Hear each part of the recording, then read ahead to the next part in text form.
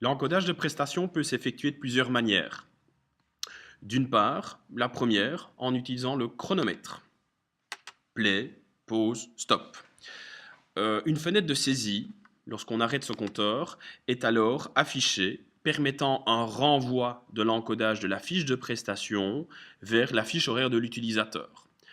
Un élément est par contre obligatoire et le type de prestation. Encodage 1.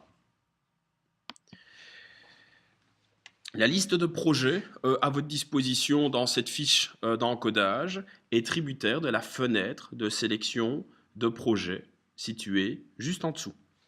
Le projet par défaut est le projet en cours et ce projet peut néanmoins être modifié manuellement. La phase par défaut du projet sera la phase en cours, mais vous pouvez bien sûr la modifier. Si aucune phase n'est disponible, vous pouvez la configurer dans Projet, Projet, Détail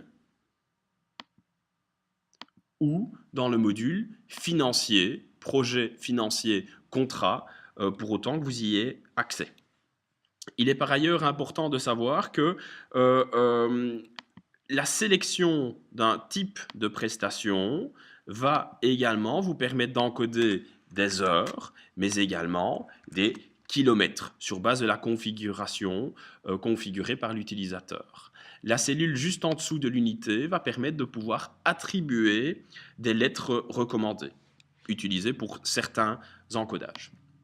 La deuxième manière d'encoder des prestations, c'est d'utiliser la fonctionnalité du petit plus qui offre le même type d'interface que celle sélectionnée par l'utilisation de la fiche précédemment utilisée pour le chronomètre.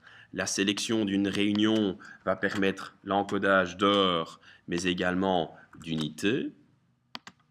Encodage numéro 2.